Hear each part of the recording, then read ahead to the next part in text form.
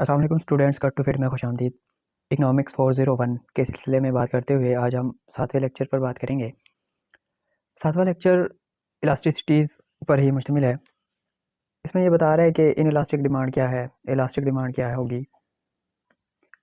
Price elasticity of supply, advertisement effect. तो ये सारी तकरीबन जो छठे लेक्चर में हमने बात की है उसी को रिपीट करवा रहा है। तो शुरू करते हैं हम अपना लेक्चर नंबर 7। देखिए मैं आपको बताऊँ, इन इलास्टिक डिमांड हमने बात की थी। इन इलास्टिक डिमांड में हमने बात करते हुए ये बताया था कि इन इलास्टिक डिमांड ऐसी डिमांड होती है जिसमें इलास्टिसिटी 0 और 1 के दरमियान आए। वो जो मैंने टेबल बनाया था, अगर आपको याद हो तो। उसके अलावा इन इलास्टिक डिमांड में percentage change in price is greater than percentage change in quantity. मतलब कहने का ये है कि इन इलास्टिक डिमांड में प्राइस और टोटल रेवेन्यू का डायरेक्ट रिलेशन होता है। मतलब अगर प्राइस बढ़ेगी तो टोटल रेवेन्यू भी बढ़ेगा। बस ये एक आप याद रख लें, ठीक है। अगर प्राइस बढ़ी तो टोटल रेवेन्यू भी बढ़ा। ये हो गया इन इलास्टिक डिमांड में। अच्छा, इसके मुखालिफ प्राइस कम हुई तो टोटल रेवेन्यू भी कम हो जाएगा, ठीक है। आगे है इलास्टिक डिमांड। इलास्टिक को याद करने की ज़रूरत नहीं, क्योंकि उसमें इसका उल्ट होगा, मुखालिफ होगा। यानी यहाँ पे डायरेक्ट रिलेशन था, वहाँ पे इलास्टिक में क्या होगा, इन्वर्स रिलेशन होगा। अगर प्राइस बढ़ेगी तो टोटल रेवेन्यू कम होगा। उसकी वजह भी मैंने बताई कि क्यों होगा इन दोनों में ऐसा। क्योंकि जो इन इलास्टिक डिमांड होती है ना, उसमें हमने पढ़ा था कि प्राइस ज़्यादा चेंज होती है, जबकि क्वांटिटी थोड़ी सी तब्दील होती है, मतलब कम होती है। तो जो टोटल रेवेन्यू पे इफेक्ट आएगा वो भी ज़्यादा आएगा। तो ये वजह थी।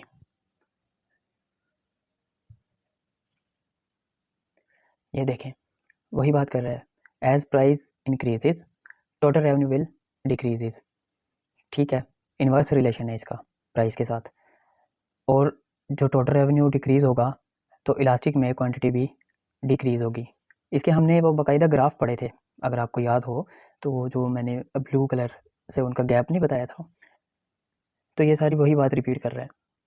इलास्टिसिटी में सबसे आसान है यूनिट इलास्टिक डिमांड।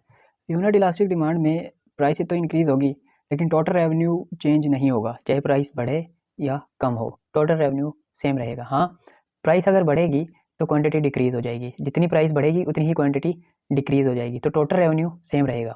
क्योंकि टोटल रेवेन्यू हमें पता है प्राइस और क्वांटिटी का मल्टीप्लाई है। ये एमसीक्यूज़ के हवाले से अहम है, पहले भी हाईलाइट करवा चुका हूँ। The curve of unitary elastic demand curve will be hyperbola.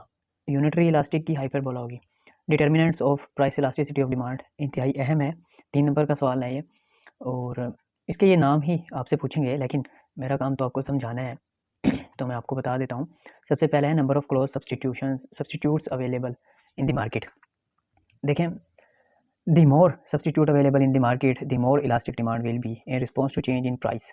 देखें, अगर किसी भी चीज़ का सब्सटीट्यूट मौजूद है तो जो डिमांड कर्व होगी वो इलास्टिक होगी। इलास्टिक का मतलब है ये चीज़ या वो चीज़, ठीक है। तो जितने ज़्यादा सब्सटीट्यूट मौजूद होंगे, ऑप्शन उतने ज़्यादा मौजूद होंगे। दूसरे नंबर पे है percentage of income spend on a good.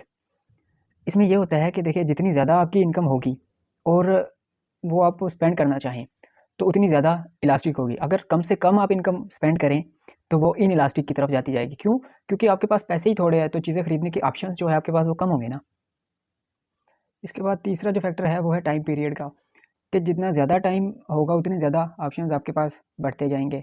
तो यही कह रहा है, demand tends to be more elastic in long run rather than in short run.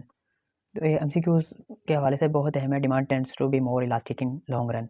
Long run का मैंने पहले भी बताया, आज फिर बता दूं। लॉन्ग रन जिसमें फैक्टर्स ऑफ प्रोडक्शन तमाम के तमाम तब्दील हो सकें, लैंड, लेबर, कैपिटल, एंटरप्रेन्योरशिप, सारे के सारे चेंज हो जाते हैं। जबकि शॉर्ट रन में कम से कम एक फैक्टर ऑफ प्रोडक्शन फिक्स होता है।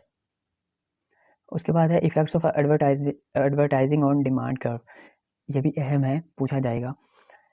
एडवर्टाइजमेंट में क्या होता है, सबसे पहले तो हमारे यहाँ एडवर्टाइजमेंट में होता है कि हम ब्रांड लॉयल्टी हमें बताने की कोशिश की जाती है, चीज़ों की खसूसियात बताने की कोशिश की जाती है, और उससे हमारे जो ऑप्शंस हैं वो महदूद हो जाते हैं। कैसे? क्योंकि हम सोचते हैं कि हाँ ये चीज़ अच्छी है, मैं यही ले लेता हूँ, तो इस वजह से जो है वो इन इलास्टिक हो जाती है। जबकि और इलास्टिक का मतलब जो ये है, इलास्टिक का मतलब ये है कि ऑप्शन ज़्यादा होना, या ये पिक कर लो या वो, कोई भी चीज़ आप ले सकते हैं। लेकिन इन इलास्टिक का मतलब ये है कि अपनी तशहीर करके और ज़्यादा से ज़्यादा फ़ायदा बताया जाए कि हमारे ब्रांड में ये चीज़ें हैं, तो आपको जो है इन इलास्टिक बना दिया जाए उसकी demand. Shift the demand curve to the right by tempting the people's want for that specific product.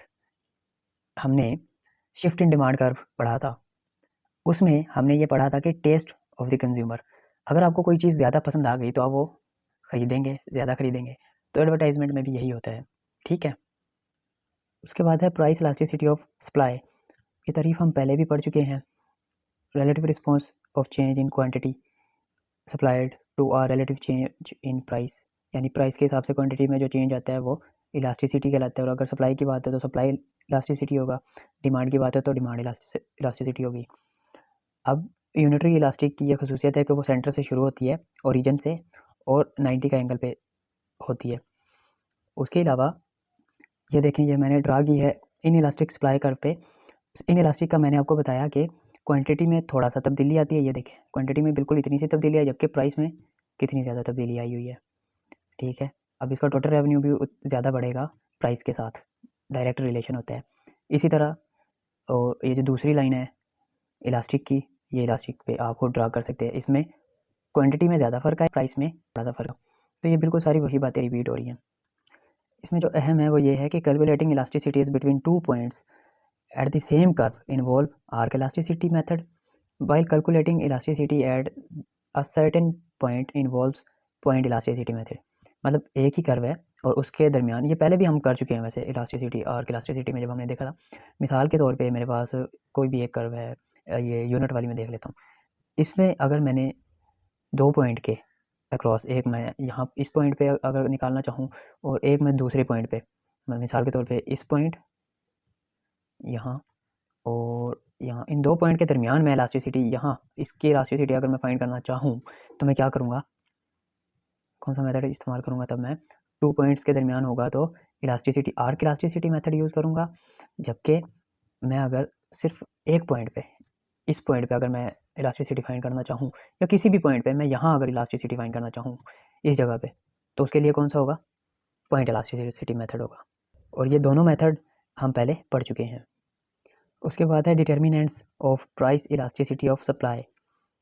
If cost increases lower will be supply. जाहिर सी बात है, तो हम पढ़ चुके हैं कि कीमत अगर बढ़ जाएगी तो सप्लाई कम हो जाएगी। कीमत किसकी, रॉ मटेरियल की अगर बढ़ जाएगी तो सप्लाई कम हो जाएगी। लोअर द कॉस्ट, अगर कीमत कम हो जाएगी तो सप्लाई बढ़ जाएगी। उसके बाद है टाइम। टाइम का भी बड़ा असर होता है सप्लाई पे, लॉन्ग रन और शॉर्ट रन में भी हो सकता है, इमीडिएट टाइम पीरियड भी हो सकता है, जिसकी वजह से सप्लाई कम या ज़्यादा हो जाती है।